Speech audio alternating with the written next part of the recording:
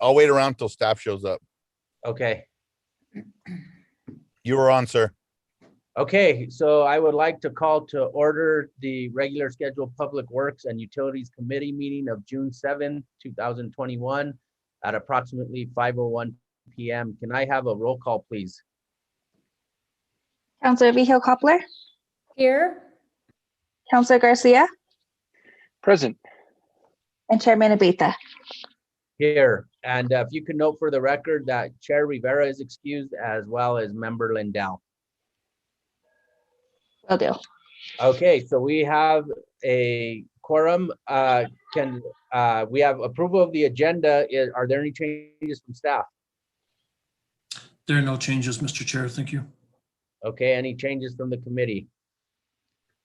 Can I have a motion regarding the agenda? Move to approve. Second. Okay, we have a motion and a second. Can I have a roll call, please?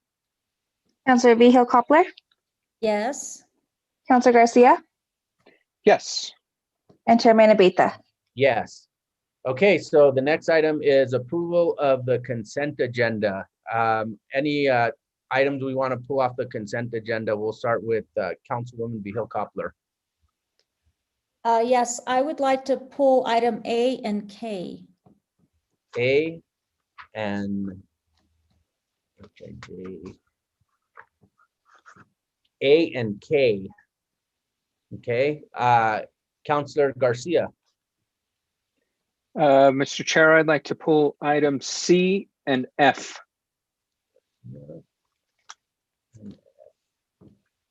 Okay, so can I have a motion to approve the consent agenda as amended? Move to approve as amended. Second. Okay, can I have a roll call, please? Councillor Vigil Coppler, Yes. Councillor Garcia, Yes. and Chairman Abeyta. Yes. Okay, so that brings us to approval of the minutes. These are the meeting minutes from May 24th, 2021, Public Works and Utilities Committee. Are there any changes from staff? There are no changes, Chair. Thank you. Okay, changes from the committee. Can I have a motion regarding the minutes? Move to approve the minutes. Second. Okay, we have a motion and a second. Can I have a roll call, please? Councillor Vigil Coppler, Yes. Councillor Garcia, Yes. and Chairman Abeyta. Yes. Okay, so the minutes have been approved. The next item is public comment. Ms. Diaz, do we have anybody that wanted to provide any comments from the public this evening? Mr. Chairman, I did not receive any public comments or any notification of the public wanting to speak tonight. Okay, thank you. So that brings us to the items that were pulled off of the consent agenda. The first is item A, which is a request for the approval of amendment number 13 to service contract 18-0552, increasing compensation for the upcoming fiscal year by $1,570,498.68 to a new total of $4,460,466.74, including NMGRT for security services throughout city facilities, Universal Protection Services LP, DBA, Allied Universal Security. Councilwoman Vigil Coppler. Thank you, Mr. Chair. I have a few questions. The first one is for someone to explain the difference between Amendment 3 and 4. So Amendment 3 talks about adding security services in that amount of 56,000, and then adding more money for more hours. So I don't know what's going on here. To the University of Arts and Design. Okay. Yes, Mr. ma'am. Mr. Chair, Councilor Vigil Coppler, I can speak on this. I want to first preface my response by letting you know that at that particular time, I was not the manager of the contract, so it's a little bit of secondhand information. But how that unfolded, as I remember it, was when the city originally took control of the now Midtown campus, there were a number of security issues. And the individual managing the campus at that time started or added security services to an existing contract or this contract to provide a certain amount of service to Midtown. Those services started, and it was apparent that they were not going to be adequate to kind of address the level of issues that were taking place. And so a second amendment was instituted that added additional services to ensure there was enough coverage to kind of prevent unwanted activities from taking place. And essentially what that looked like, if I remember correctly, is it started off with like one guard 8 hours a day and moved up to actually providing 24-hour security on the campus, which we still have today. Okay, so I know these are in history, but, right, I mean, this is already over. Mr. Chair, Councilor Viho Koppler, yes. So those particular amendments have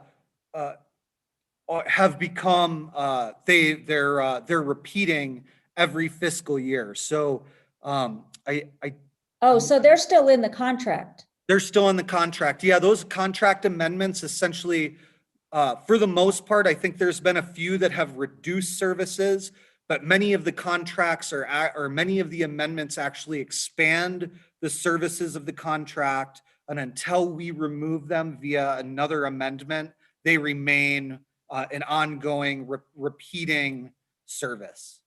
So the reason I was asking too is I find it kind of odd why we didn't just add all that money together. Yeah, and Mr. Are we- Chair. It's, go ahead. it looks suspicious. Mr. Chair, Councilor Viho Koppler, yeah, I suppose in hindsight, that is an unusual way for a contract to evolve. I think just from my perspective, kind of boots on the ground perspective, I think how that ended up happening was, we were newly responsible for the campus, which is, 65 acres and 30 buildings, relatively unoccupied and unused. And I don't think in the very beginning, we understood the magnitude of the responsibility and challenge ahead of us. And I think that initial investment was, kind of a best attempt with limited information to address the issue, but it quickly became apparent that we needed to have a more robust response. So as unfortunate as it may be in kind of creating an unusual seeming situation, I really do believe it's the result of the best intentions of staff. So we're spending over $200,000 on security services for Santa Fe University of Arts and Design. Yes, ma'am.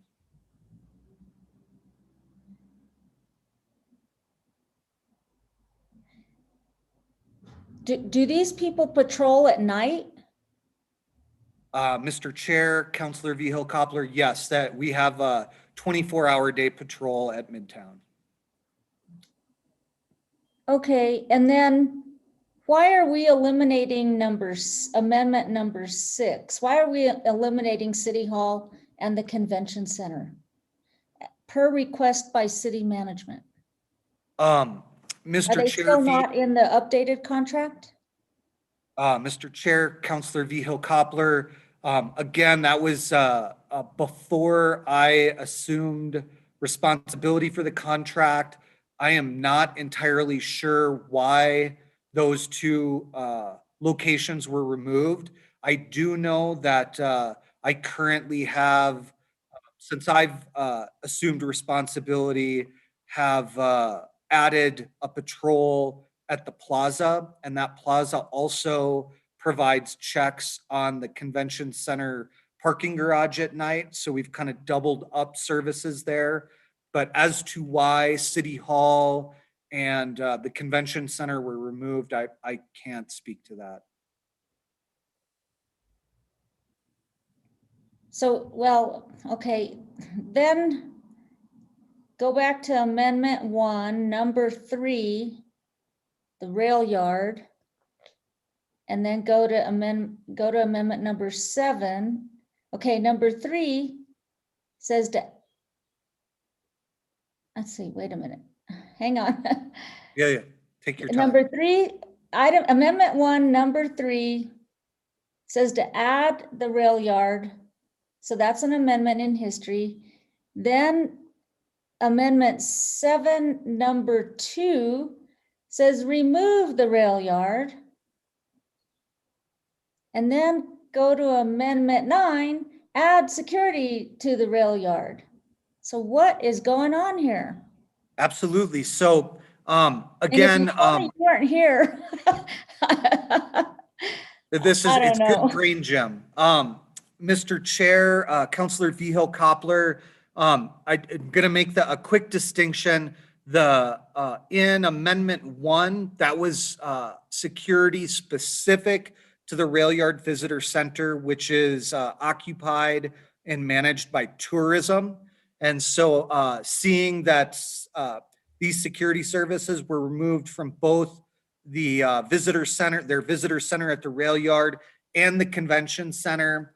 I can't speak to why that happened, but it looks like the same entity removed, the same service from multiple locations. And then amendment number 9, that was mine. That was one of my amendments after assuming control of the contract. We had several issues in the rail yard park, and which, south of Paseo, and several in the business district north of Paseo, and I had funding available.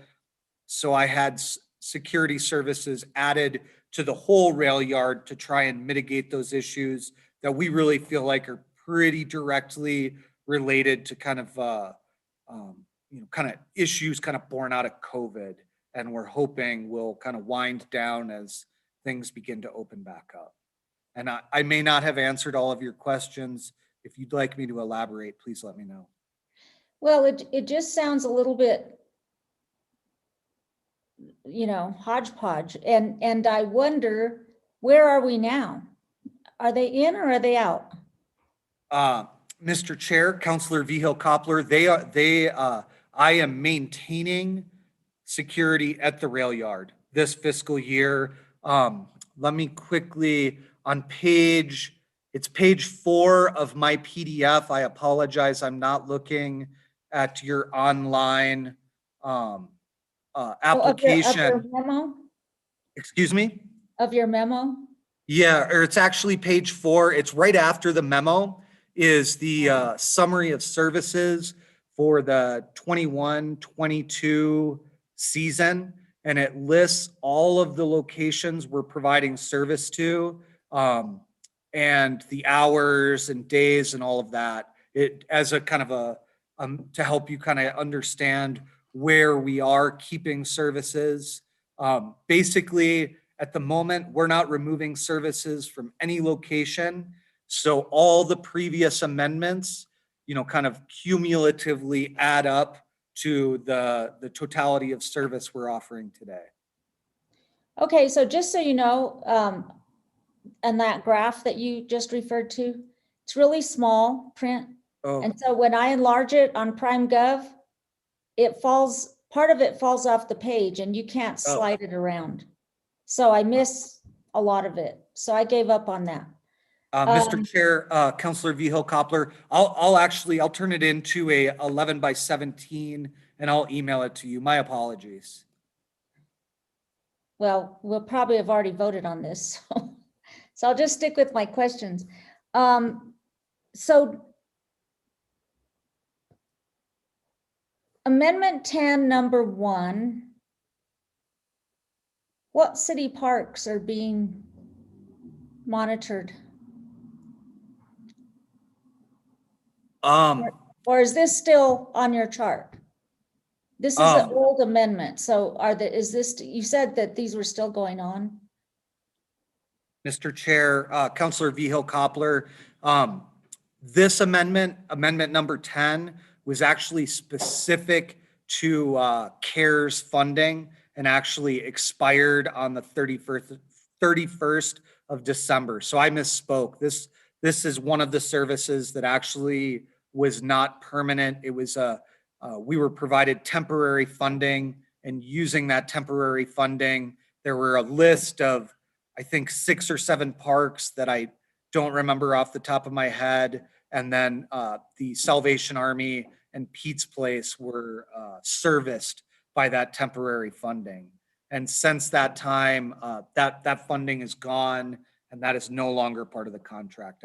My apologies for misspeaking. Okay, so we have a lot of parks and we have a ton of issues in the parks. You may have read in the paper, somebody just got killed at Franklin Miles. Not that a security person that's probably not certified law enforcement carrier, but who knows what they are. Maybe that's another question. But I would think that of all this money, which is quite a bit, that we would be more concerned with security in our parks than everything downtown. Why is all this money centered downtown and now we don't have money for city parks? Or if I heard you right, Pete's Place no longer has security? Mr. Chair, Counselor Vihil Coppler, another change. So amendment number 12, I created specifically to give me more flexibility to kind of move guards around town as necessary without having to process a contract amendment, as long as all the parties were amenable to it. Amendment, let me see, amendment number 11 added 24-hour security 7 days a week on the plaza. And, a few months into that process, it was clear that, we were spending too much time and money on that one location. So I divided it into 3 separate 8-hour blocks. 8 of those hours remained on the plaza. 8 of those hours went to supplement security at the rail yard. And the other 8 hours went to patrolling Pete's Place and the Salvation Army. Since then, the Salvation Army has closed down their operations, so that other third 8-hour block just services Pete's Place at the moment. Okay,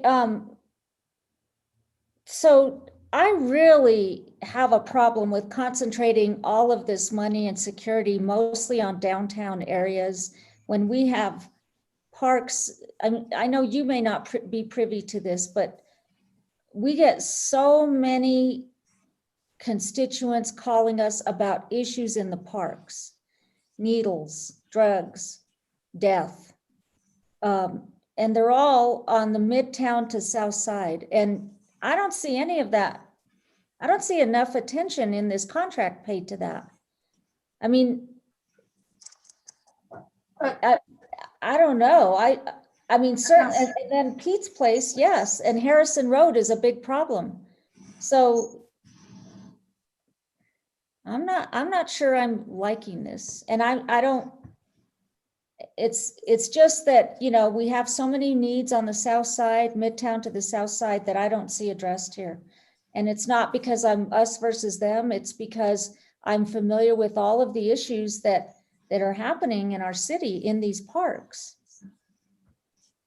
Chairman Abeyta, Councillor Coppler, I'd like to address a group if that's okay.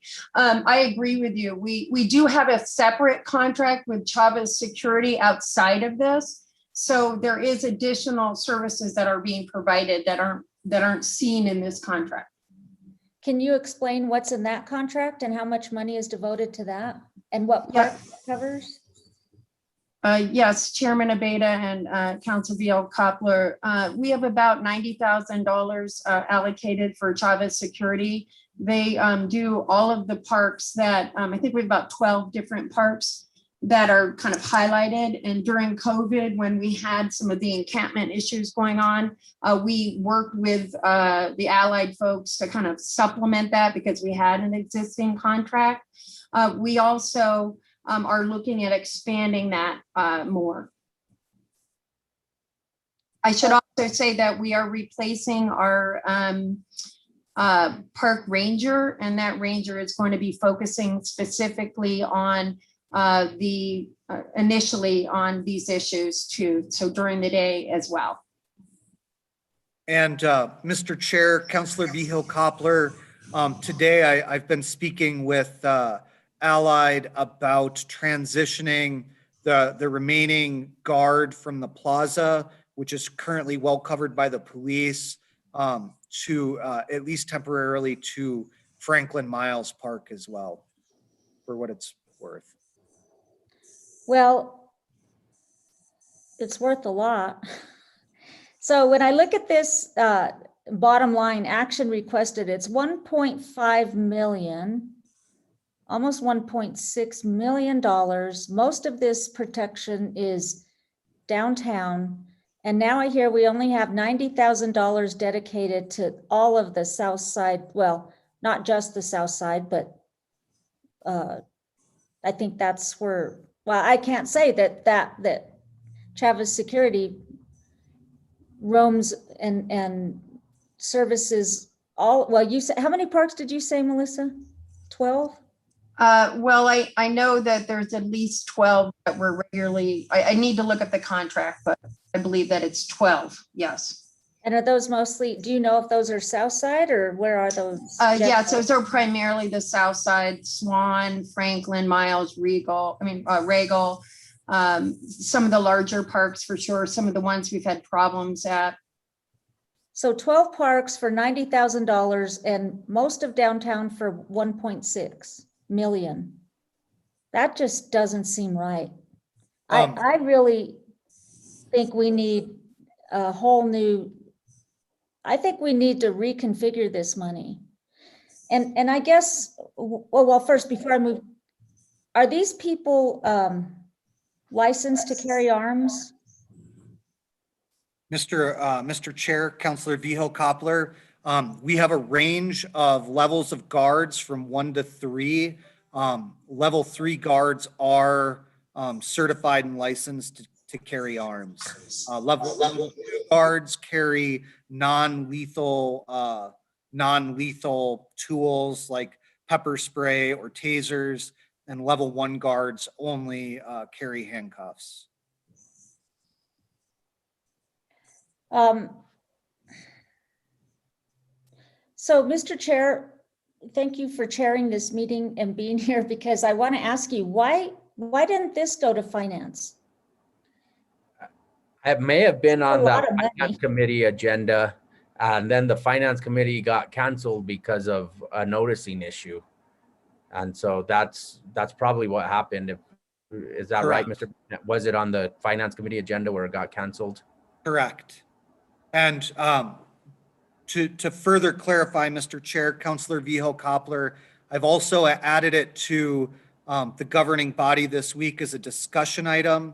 One of the sites in the contract is the Santa Fe Regional Airport that comes with federal requirements for us providing security, and any breach of those requirements comes with stiff penalties to the city if it's a failure on our part, or to Allied if it's a failure on their part to provide the required security at the required times. And so especially due to the importance of maintaining that, as well as security on all the other 12 or 13 sites throughout the city, I felt it was best to keep it moving so that we're ready to issue POs in the new fiscal year.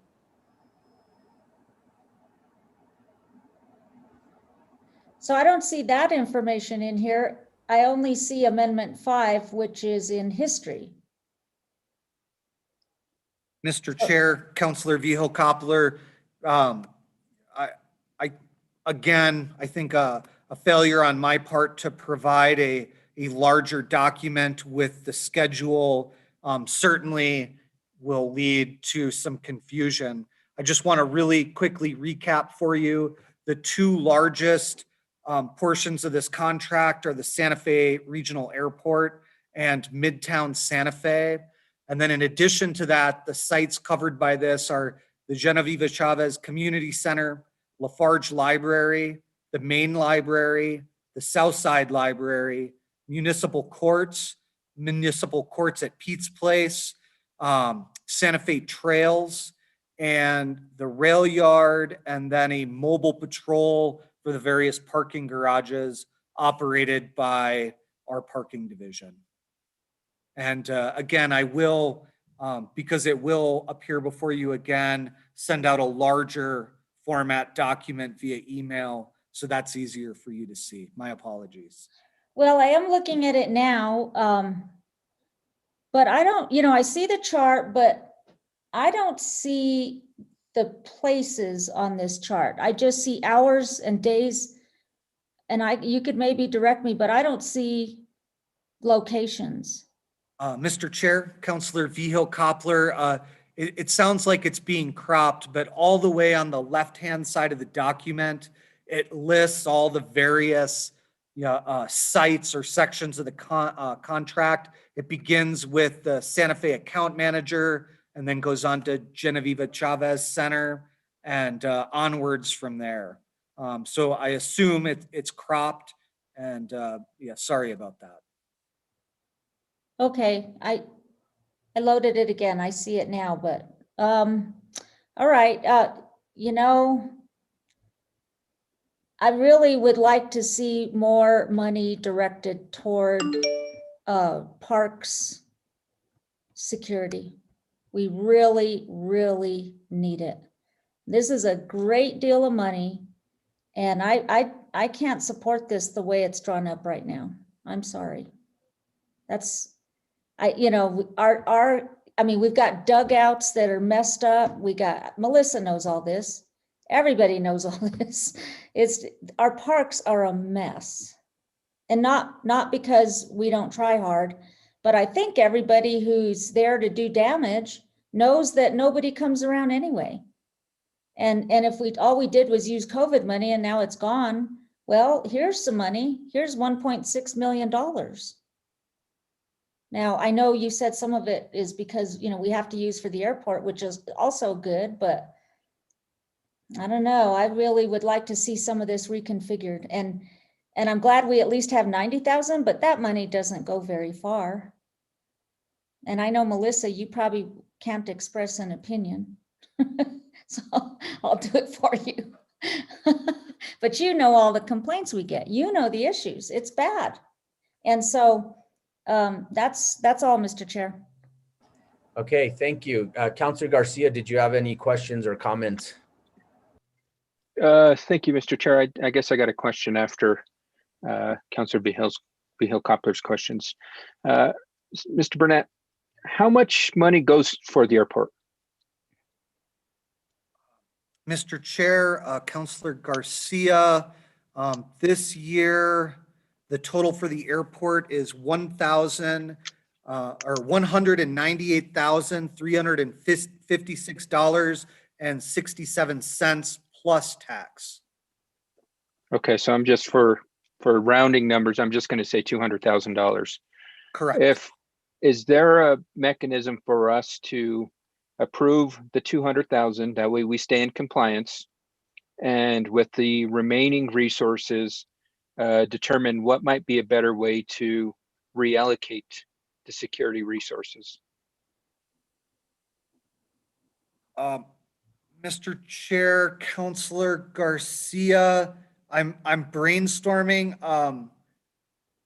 To the best of my knowledge, not that I'm aware of, there's a nuance to how contracts are drafted and instituted that I can't speak to. What I would like to say, and I'm kind of thinking on the fly, what I would like to say is that once you approve this contract, the entire contract is a legally binding agreement.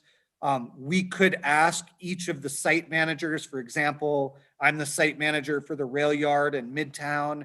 I could, kind of on my honor, cease services and not, not execute my portion of the contract. And we could ask all of the other site managers to do the same.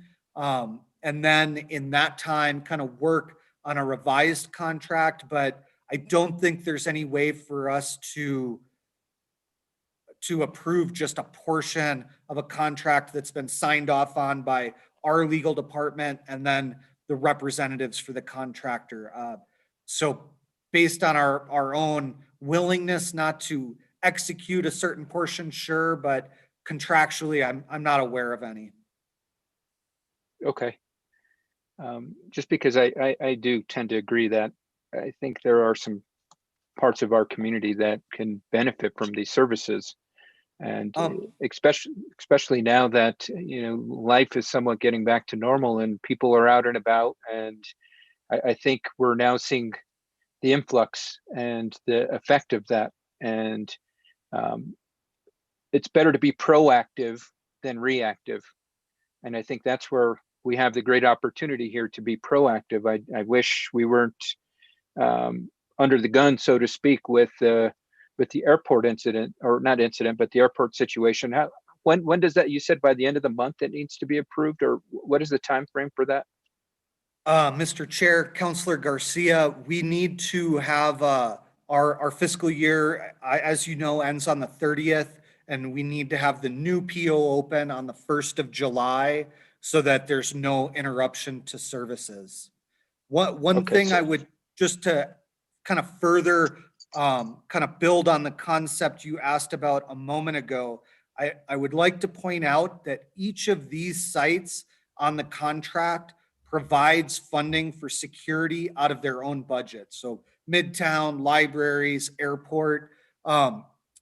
One, worth considering would be, rather than having each of those entities, put their security needs on hold, immediately begin working, identifying funding and working on an additional amendment to provide the additional security to the locations that you guys feel are important. Not to say what's right or anything, but just to provide you alternatives as you think through paths forward. Right. No, understandable. And I think that's where we need to, like I said, begin to plan with the reopening. I mean, because I completely agree, we're going to need security services at the libraries when they reopen in July. I did have the same question of why don't we have full-time security at City Hall? I know there used to be once upon a time, and now it's gone away. And I'm assuming it will be opening again soon. And why wouldn't we have security there, especially in the instance there are going to be major protocols in place? And I don't want to be putting staff in the position to be playing security guard, to tell folks you have to abide by the COVID safe protocols that will be in place, and to put staff in those positions. I think it's going to be unfortunate, because I think we can all foresee instances where folks will say, well, sorry, I don't want to wear my mask, I'm vaccinated. And I would just rather have that intermediary be the security guard than a staff person, and put them in that position. Is it possible for us to hold off the governing body approval until the meeting at the end of the month, which will still be approved before the June 1st deadline? It'll allow for maybe some more dialogue to happen. And who knows, I don't know if anything will change, but I think it'll allow for us to internally maybe see, and as well work with the contractor, the person we're getting into this agreement with, what agreements could be made. I think, I don't know. I'm just trying to, like I said, trying to think of how we can make this situation work for us. And I think that's the predicament we're in right now. Mr. Chair, Councilor Garcia, I of course am here to kind of execute the will of city leadership, And so whatever you all would like to do is exactly what I'll do, kind of out of duty to the city. I would like to point out that the idea of this appearing at governing body on the 30th means that there will be no way to fully execute the contract in time to be able to ensure continuity of service, which begins the very next day. Once approved by you, the clerk then begins the process of gathering the remaining signatures, which I believe is the finance director, and then the mayor. Once that's done, the city clerk signs and records the contract. Once the contract is recorded, a recorded version is turned over to me, and I have to generate a munis contract. Once that's approved, I then use that to generate a purchase order, and that process can take anywhere from in a really good week, maybe 2 or 3 days, to kind of standard business, up to 2 or plus weeks. So it really is somewhat time sensitive, and my sincere apologies for putting you all in that position. Understandable, Ms. Burnett. I think one thing we're learning from this process is that maybe it's a good time to start planning since now in regards to where our resources can best be utilized in regards to providing security services. And I think that's a governing body discussion, and I think everybody will have valid concerns on where appropriate resources should be deployed. With that, no other no other questions, Mr. Chair. Okay, Councilwoman Vihil Coppler. Thank you, Mr. Chair.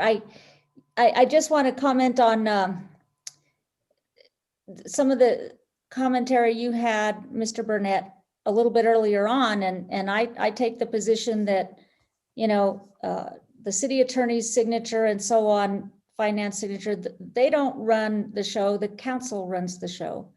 So, I'm not in favor of an argument that, all these signatures have already been gotten, so there's nothing we can do. It's actually, I don't mean to go into a civics lesson, but the governing body is the rule maker. And so I think with all this money and knowing that Parks has very little money for security, and I don't hear too much about some of these other places where there's issues. Maybe it's because they have security, but I do hear about Parks, and I hear a great deal about Parks. And I think there's a way to carve out, I think there's enough time to carve out the airport. You can take that little section of the chart, have it be a standalone. You can create a mini agreement to get the airport money through. And then we reconsider some of the other funds for, carving out, not changing them. All the rest of the language would be pretty much the same. You just have to change the dollar amounts and stick the one that was above that you said was COVID money, stick that amendment in and put a little more money in there for Parks. I don't really see this as a big deal. You already have it written out. And heck, you can even present I think it can be done. Let me just say that. Councilwoman Vihil Coppler, maybe what we should do, because I agree with both you and Councilor Garcia, is we make that our motion and our recommendation, because unfortunately, our committees don't have the power to stop this from going forward as long as it's not put on a consent agenda next week. So we're probably better off making a recommendation with this as part of the recommendation. And I would just add that maybe this money is appropriate for these things. And if that's the case, then we need to find more money somewhere else for our parks. But we'd like to have that discussion also and kind of see the big picture, because I agree with Councilwoman Vihil Coppler and Councilor Garcia. We need to spend more on security on our parks. But like I said, Councilwoman Vihil Coppler, they could put it on they could hear it Wednesday with or without, regardless of what we do this evening. And so maybe we need to, we need to have a motion with what you said as part of our recommendation so that that gets presented to the governing body on Wednesday. I don't Okay, know. well then I move that we separate monies herein for the airport security and that we revise the agreement to include monies herein devoted to parks security. Which can include additional money from somewhere else. Well, but this is for tomorrow. This is for Right. Wednesday. We're Yeah. not gonna find that money, and we never find the money, you know that. Well, GRT is coming in higher than what we budgeted, so. Well, then maybe we'll May give have them more money after this passes. Right. Okay, so that's a So, Mr. motion. But Mr. Burnett, I mean, that's where you have latitude. You can shave here and there and come up with another line, another amendment here for parks. I mean, not, you know, Miss- if this would pass Wednesday. Mr. Chair, Counselor Vihil Coppler, just so you know, from what I am able to do, because the individual site funding comes from different places inside of the city, to reallocate those funds to parks would mean that, you know, and I don't have the power to do this, but that would require, you know, going to the libraries, going to the Santa Fe trails, going to municipal courts and telling them that we are going to use the money from their budget for something outside of their department, which I don't know the logistics of how that works. It would probably require bars to move money around from within the city. To be real frank, and from kind of a project management standpoint inside of the city, to accomplish what your objectives, my recommendation to the counselors tonight would be to work to identify a specific source of funding that could be allocated directly to parks. I think the administrative hurdles of trying to shuffle money around, you know, shave money off of the budgets of several divisions and departments inside of the city I'm not sure how that works, to be honest. And it's in no way trying to be argumentative. I'm trying to provide, you know, the best advice I can in a situation like this, for what it's I worth. understand. I understand. Do we have a second, Mr. Chair? Y'all I'll second, second. or yeah, we have a second. Okay, thank you. Well, I understand that, but it goes to my point earlier. You know, as a council, we need to set policy. And, you know, you're talking the bureaucracy, which is fine. I mean, we're very bureaucratic and we have methods in place to accomplish everything you just said. And what that is setting priorities. And you know, I don't buy the idea, which I understand completely where you're coming from, but, you know, somebody wasn't thinking about the parks. And there should have been a voice. And if Miss Wheeler was here, I don't know where she is, but if she was here, you know, she would understand and maybe learn from this. I know Miss McDonald is here, but there are issues in the parks with security that I could sit here and talk to you all night about what goes on there. And we need security in our parks. We need a presence.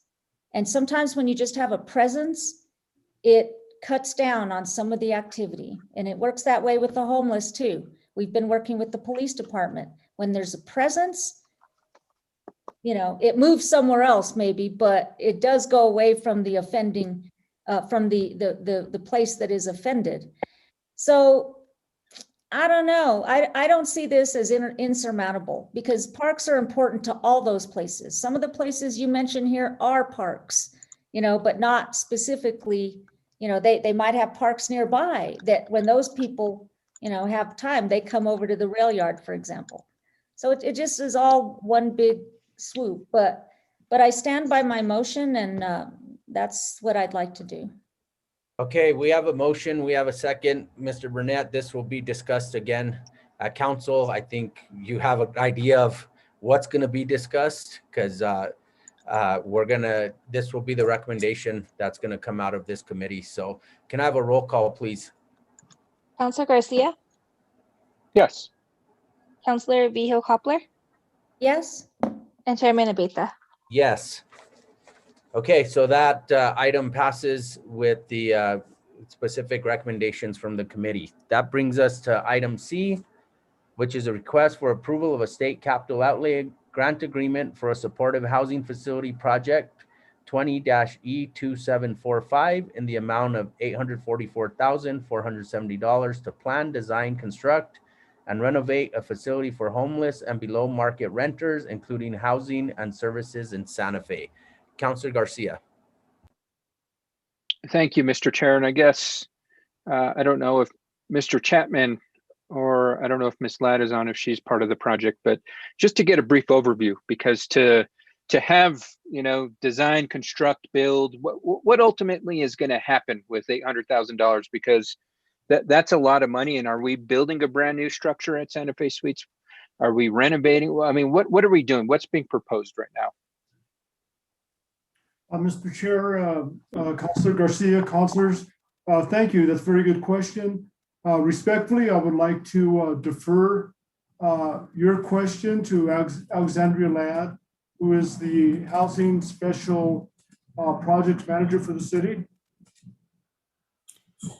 Thanks, David. Mr. Chair, Councilor Garcia, the funds will be used to make improvements to the current property, including some basic stuff, some upgrades, replacing some worn out fixtures, worn out. I think the water suppression system needs an upgrade. There are some paving improvements that have to be made, but most importantly, the improvements will support the programming at the site. As it's currently set up as a motel property, there's a lobby and a front desk area and some offices.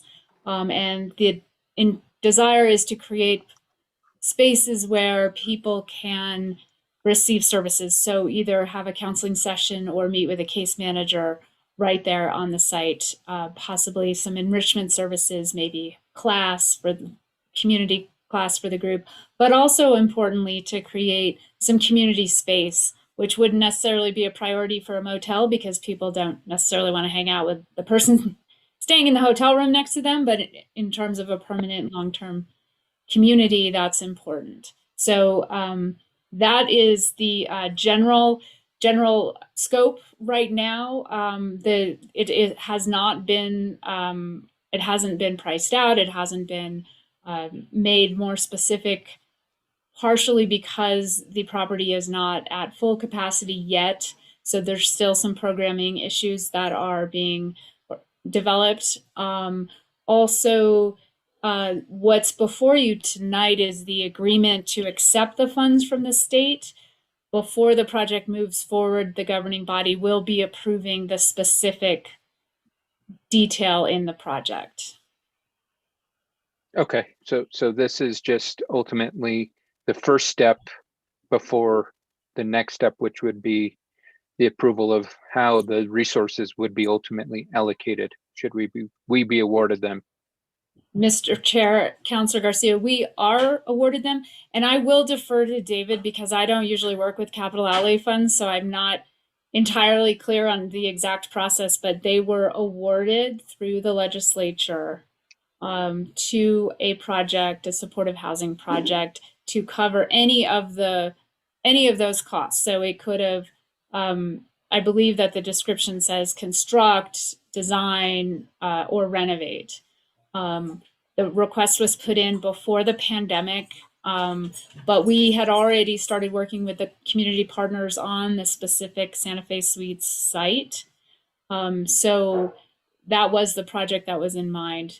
But David, you might help with that clarification in terms of what exactly tonight's approval does. Thank you,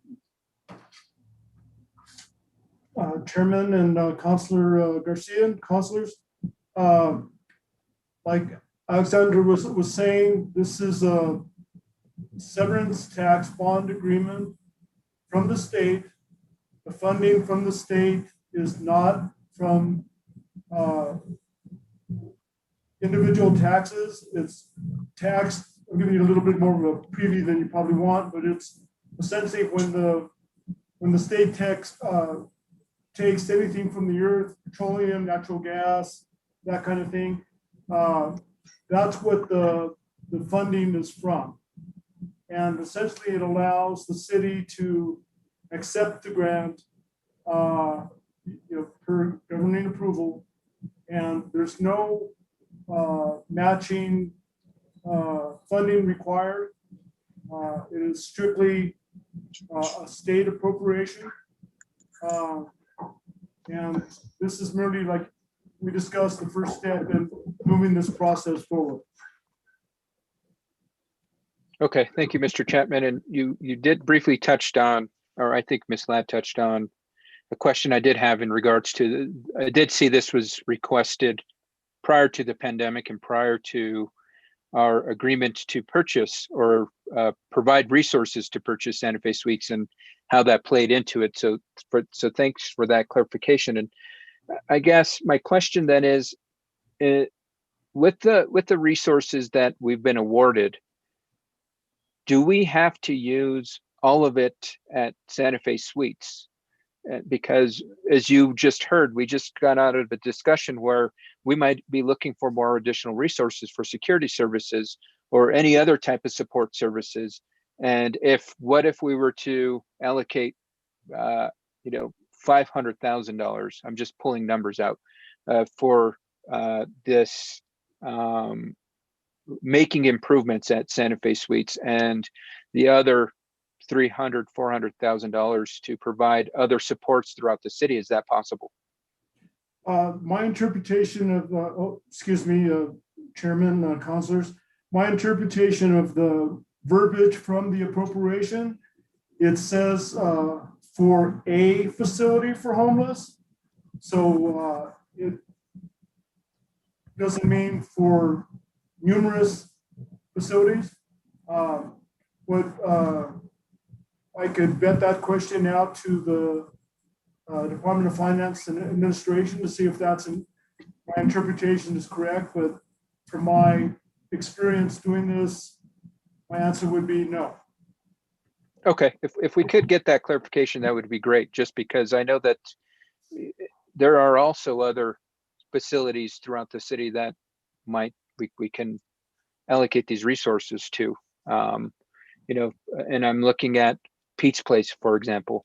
I know that, as the pandemic is easing up, more folks are out and we're seeing some increased situation and activity that is concerning to the neighborhood. And I'm just trying to think of how we can be constructive and utilize these resources, given that this was not planned for Santa Fe Suites, and now it's all being planned for it. And where was the initial plan to allocate this prior when we applied for it? I mean, I guess maybe that's the best question. What was the original intention for these resources?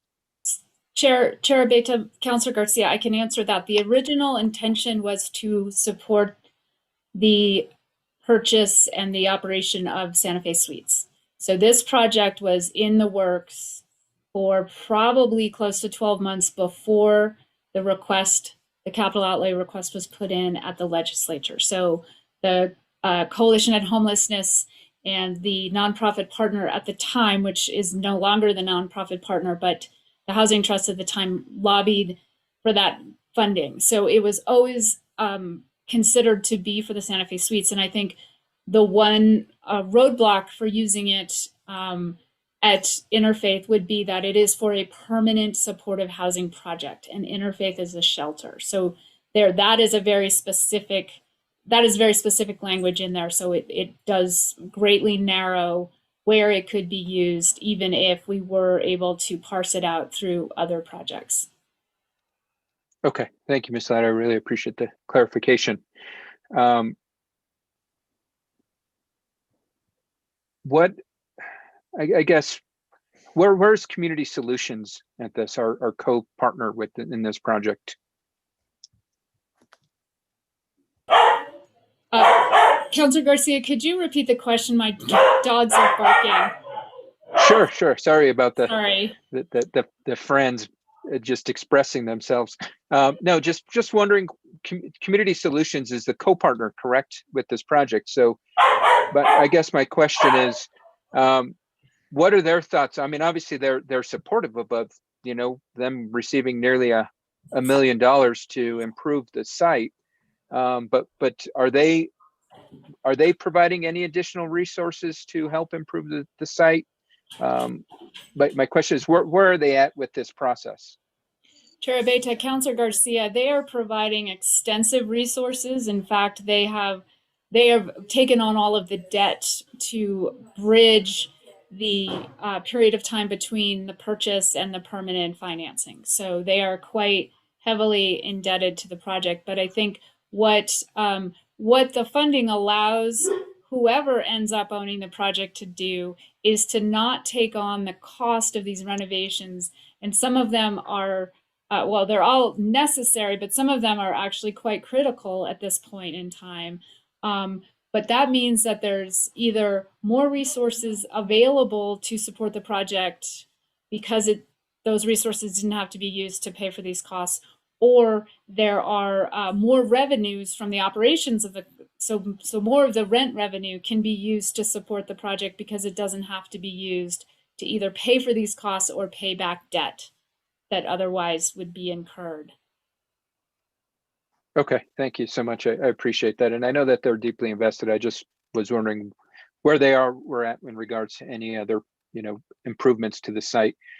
So, and part of the original agreement when we purchased or gave the resources to purchase Santa Fe Suites, there was that clause where if there was any default, or I can't remember the exact verbiage, where they would have to repay the resources. Is that still applicable for these resources as well? Chair Abeyta, Counselor Garcia, I'm not sure because these are not the resources I usually use. So I would defer that to David. I'm not sure if capital outlay funds are ever secured with a performance requirement. Thank you. The capital funding does have that contingency. It does. So it must meet the same performance requirements. Yes. As okay. Thank you so much, Mr. Chapman, for clarifying that. I don't think I have any other questions, Mr. Chair, at the moment. Okay, Councilwoman Vihil Coppler. Thank you, Mr. Chair. But when you get money from the legislature, if you don't use it, eventually you do lose it. So I think there is a performance requirement here. My concern is that the Santa Fe Suites expires in 10 years. So something about that. Tell me about that again, Ms. Ladd.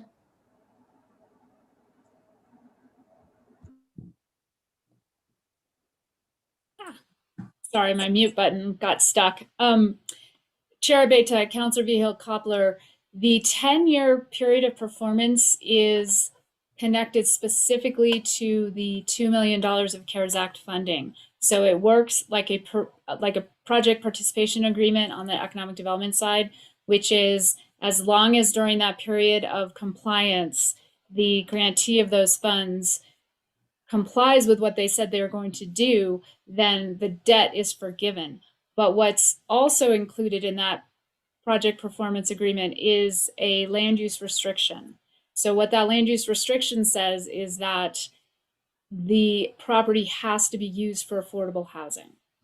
And I don't off the top of my head remember the term, but I believe we tied it to other subsidy sources, which was 40 years.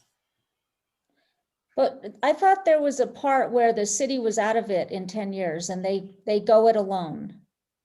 That is correct. So after 10 years, if they have been compliant, they do not pay back any debt. So we do not have any of that. We don't have that recourse of foreclosing on the CARES Act funds after 10 years.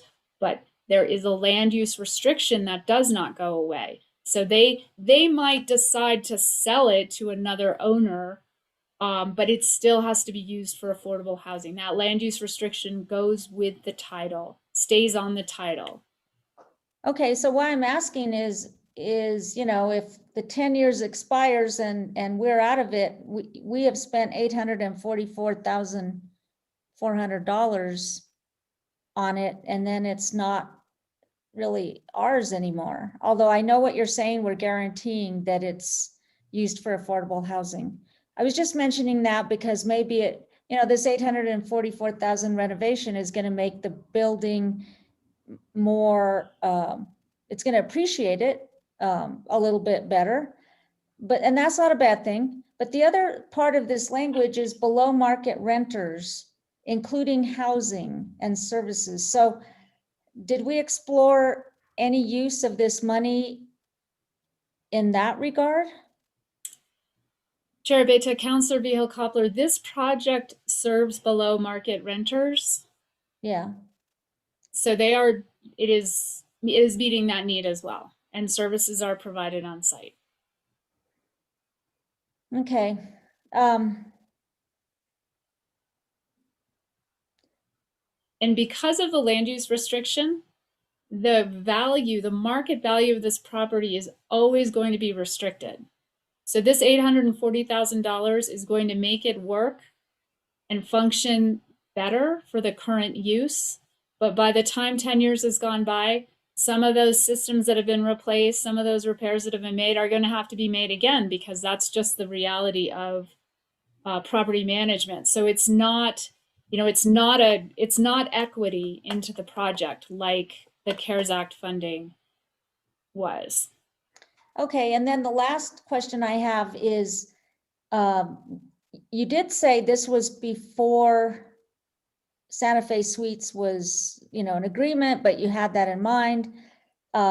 When you request when an organization requests capital outlay money from the legislature, they have to have, you know, some kind of justification, a write-up, if you will, how that money will be spent, more so than just this overall, you know, general language we see here. So, you know, it's a very specific number, 844.470. Surely there's more documentation somewhere about this. Now, I do realize that sometimes during the legislature, they just say, oh, here's a pot of money, let's just put it over there. But usually there's a little more scrutiny than that about what is this money going to be used for, so that they can come back and check that we did use it.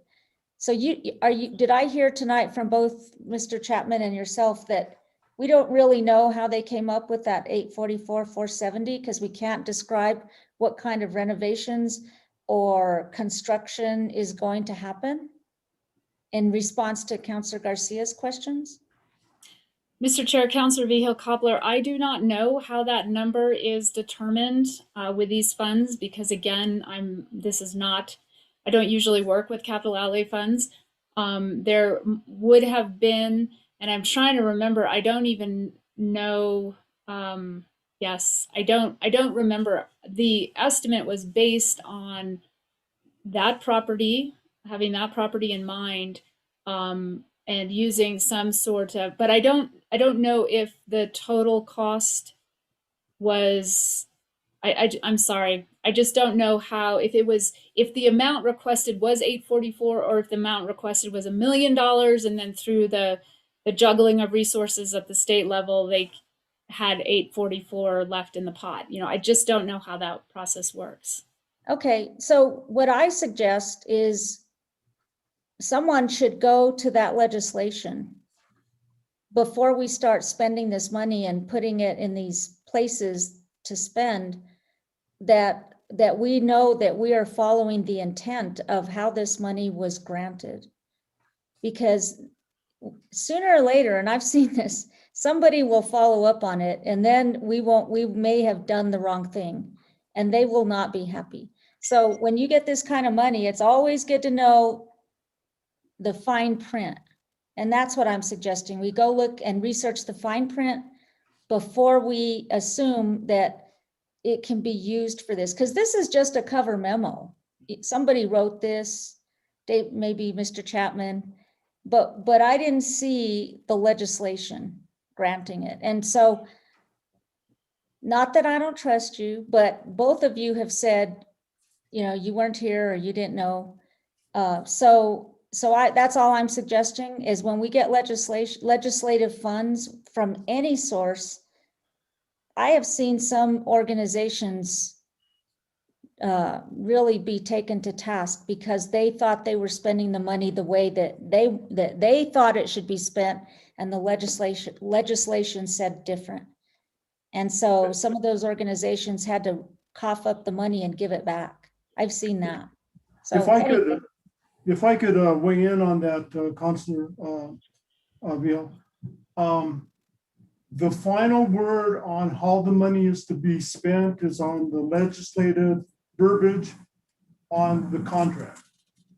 So if the money is expended to plan, design, construct, and renovate a facility for a homeless, we are spending it the right way.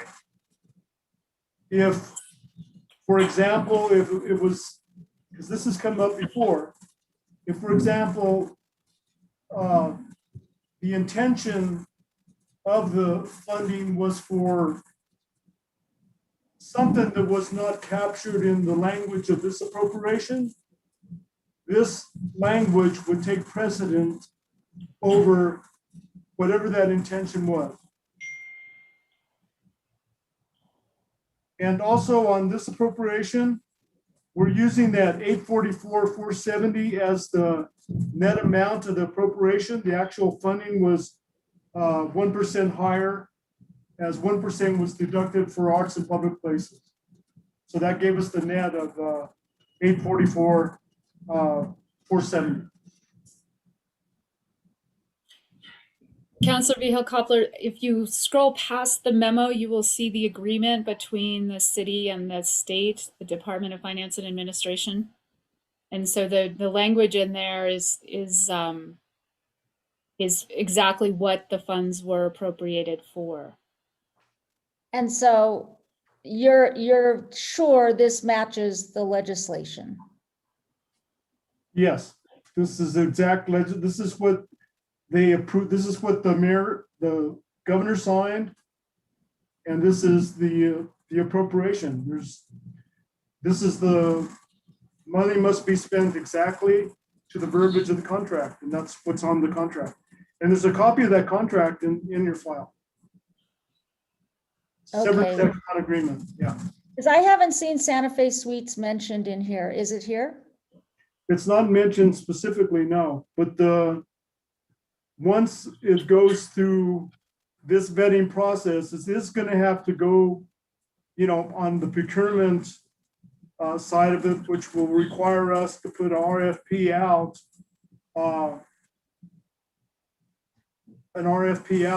for this. Except, I guess to make a long story short, Santa Fe Suites, by you approving this, doesn't guarantee that Santa Fe Suites gets this money. It's going to go out to a vetting process, and if there's another organization in Santa Fe or another organization that can provide the services that we list on the RFP, then it wouldn't. Then we're going to have a little bit of backtracking, but that's the way the legislature works. All right, exactly. That's why I was asking this question, because earlier in response to Councilor Garcia's question, I thought I heard, no, this is for Santa Fe Suites. And now you're saying we have to do an RFP. Sounds like pre-selection. Chair Abeyta, Councilor Vihel Coppler, I'm forgetting the language. What do we call this? The appropriation was asked for with Santa Fe Suites as the target project. it doesn't guarantee that it goes there because of what David is saying, which is that it has to go out in a competitive process. But I can assure you right now, we do not have any other permanent supportive housing projects serving homeless people and below market renters in Santa Fe that is eligible to use these funds. And you are probably right, but I thought the RFP process was a competitive process, and I don't feel comfortable saying even right now, oh, this is going to Santa Fe Suites. I mean, it has to be decided on by whatever people within our organization make these decisions. And so Sure. I'm not saying it shouldn't go there, but I'll go back to pre-selection. I think it's very disingenuous to say where this money's going when it has to go to RFP. So I think we need to be very careful about how we describe things. And I'm not saying I disagree, but I'm just saying it's, you know, somebody comes along and applies and gets denied, and then they go to these minutes. I don't think that's good. But I understand we're very excited about the project, so. Chair Abeyta, Councilor Vihel Coppler, the other option is that the city decides not to accept the funds. Well, You could no, decide that. You could decide that on the basis that you're not comfortable that an eligible project exists to use the funds at this point in time. And because of the time constraint on the funds, it's probably not viable to just hold on to them until, and there may be another project coming forward, which would be very exciting. But, you know, I think there is an opportunity here. I don't think that this conversation conflicts any kind of competitive process, because the way the language is written, it is specific to this type of project. And that's not our language, that's the language in the appropriation. right, but it doesn't say Santa Fe Suites, and then I heard it's going out to bid. So I think we just need to be careful. That's all. I'm not saying I disagree, but that's the way the RFP process works. So that's all, Mr. Chair. Okay, Councilor Garcia. Thank you, Mr. Chair. I would highly recommend that we revise the memo for this, because in the memo, it clearly states this funding will be used to renovate Santa Fe Suites by making security improvements and renovating in communal areas to facilitate on-site services. And given that this is going to be an RFP process, that should not be part of this memo, because it does predetermine who this is going to. To say there's not another entity that can utilize these resources, I'd beg to differ. I think we named one just in this conversation with the Coalition to End Homelessness that could apply and be awarded this RFP and develop another homeless shelter. And I think we put ourselves in a very predetermined selection process if we have already said we're going to give it to this entity. This is a great deal of money. We can, and we are going to make some great impact with this, but we want to make sure that we're going through a fair process as well. Because whether it is Santa Fe Suites or any other entity that is awarded these resources, the impact it's going to have on this community is great. And we want to ensure that we are, as we're moving forward with these the allocation of these state resources, that we're doing it in a fair and transparent manner. So with that, I'd recommend that the memo be revised to strike that last sentence, given that it is going to be allocated as an RFP. No other questions. With that, I'll go ahead and make a motion to approve pending the elimination of that sentence from the memo. Okay, we have a motion. Is there a second? Second. Okay, can I have a roll call vote, please? Councilor Garcia, Yes. Councilor Vihel Coppler, Yes. and Chairman Abeyta. Yes. Okay, so that item passes. That brings us to item F, which is a request for approval of sole source procurement for project management application support, and technical support for 4 years with Mountain River Consulting, Inc. in the total amount of $1,422,000. Counselor Garcia. Thank you, Mr. Chair, and thank you, Ms. Jimenez, for being on with us. I just got a quick question. In the memo, it states this is going to be for the next 14 months. So is it 14 months or 4 years? So the contract is 14 months. The upgrade to the billing system is 14 months. Sorry, the full contract is for 4 years. The upgrade to the billing system, that is the majority of this, is for 14 months. Okay, so you're expecting the majority of the work to be conducted over the next 14 months. From what Correct. you just said. Okay. Correct. I'm sorry, sir. $822,000 is for basically for the 14 months, which is the big lift getting us from our old billing system to the new billing system.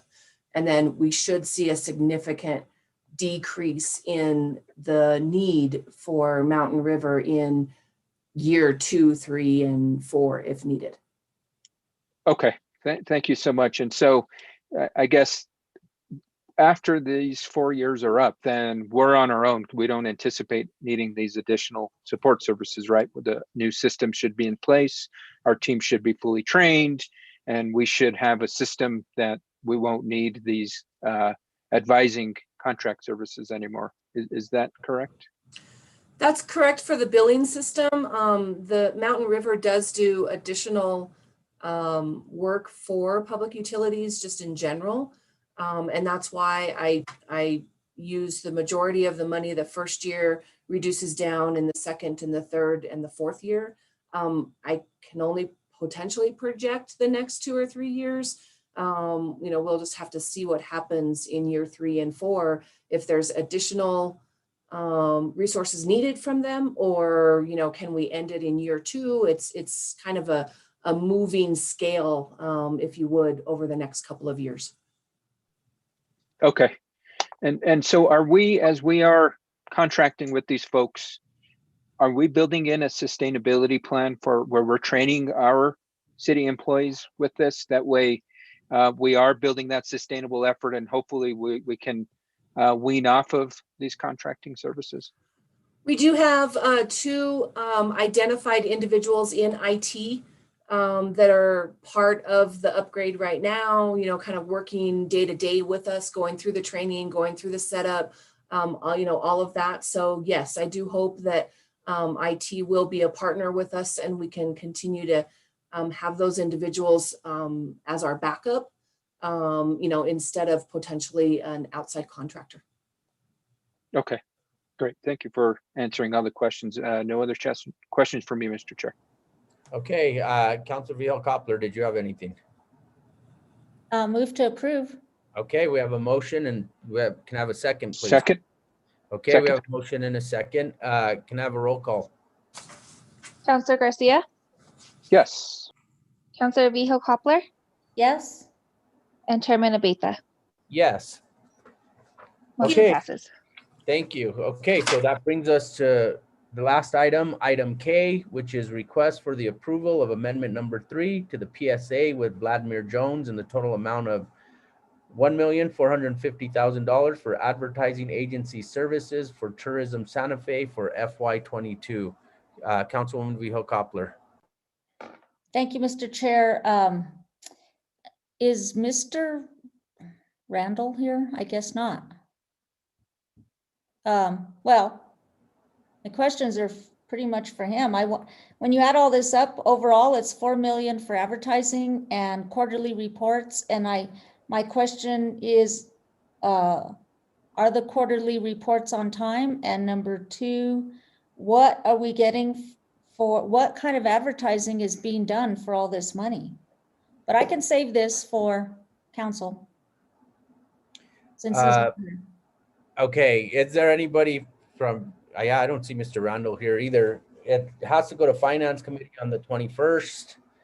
And then, governing body on the 30th, I guess, without a recommendation from Public Works, unless we want it to come back to Public Works on our meeting of the, do we have a meeting before council meets again? I think we do on the 28th. 28th. So do we want to just do that? What does the committee want to do? Yes. Okay, so we're gonna go, I can have a motion to postpone this to the Public Works meeting of June 28th. I move to postpone to the Public Works meeting of June 28th. Okay, Second, we have a second, can I have a roll call vote? Counselor Garcia, yes. Counselor Vihil Coppler, Yes.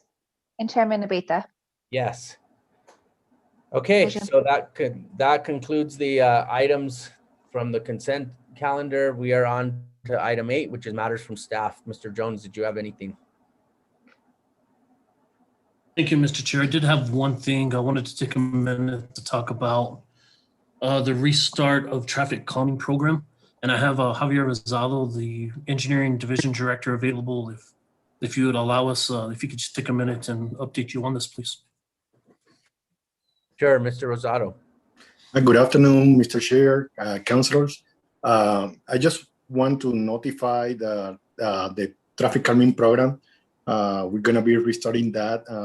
I discussed our traffic conditions with our traffic engineering consultant, and we decided that the traffic conditions are getting back close back to normal.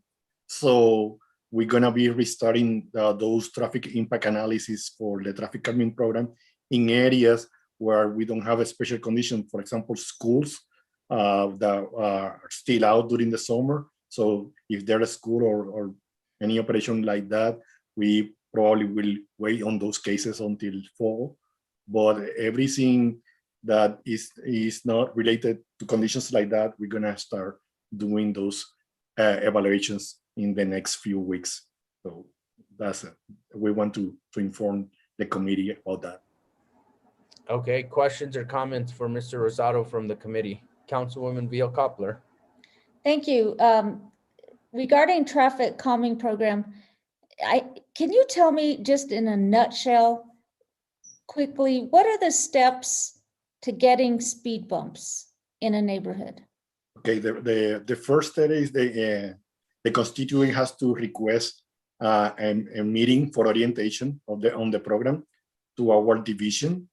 I will schedule that meeting and give the constituent the orientation. The first step is to define the area that will be impacted by the request, and doing so, you will define also how many signatures you will require to start the process. The first step is to collect at least 30% of the signature of the area affected by the request. And does that mean the street, people living on that street? It will depend on the type of street, because if the street is considered a priority road, there's two different ways of how to define the area. If it's not a priority road. It is basically this is a local road. It's basically the residents and the owners on that area. Okay. And then if they get that, then you all take a look at the money? Not yet. After that, the project need to be evaluated, doing a traffic analysis initial evaluation, and it get scored that could be all the way to 100 points. In a local street, every project that score over 40 points will be qualifying for the program. Then there will be a second round of scoring that can give the project another 40 points, and that will establish the priority of the project on the traffic calming priority list. After that, there will be a public engagement process where a committee for the project will be established with community members. And those community members and the traffic engineer consultant will share ideas of what can be done. Because traffic calming is not only speed bumps. Traffic calming could be many options that are as described in the traffic calming manual. So depending on the options and what the community agree, and if we are we have consensus of what we need to do, then we will start the funding request for the project. And then the last step is denial. Oh, if we got the funding, we move forward. I am kidding. No, I Okay, know. thank you very much. That was a great nutshell. Thank you. That's all, Mr. Chair. Okay, Counselor Garcia, did you have anything for Mr. Rosado? Not today. Thank you, Mr. Rosado, for the update. Appreciate it. Thank you. Thanks for Okay. the time and have a good evening. Thank you. Anything else, Mr. Jones? That was it, Mr. Chair. Thank you. Okay, anything from the committee? Mr. Chair, Yes, I bet you thought this was going to be a half-hour meeting. you're right, actually. So did I. Okay, so I'm not the chair, so we don't have any matters from the chair, just acting. So our next meeting is Monday, June 28th at 2021. We are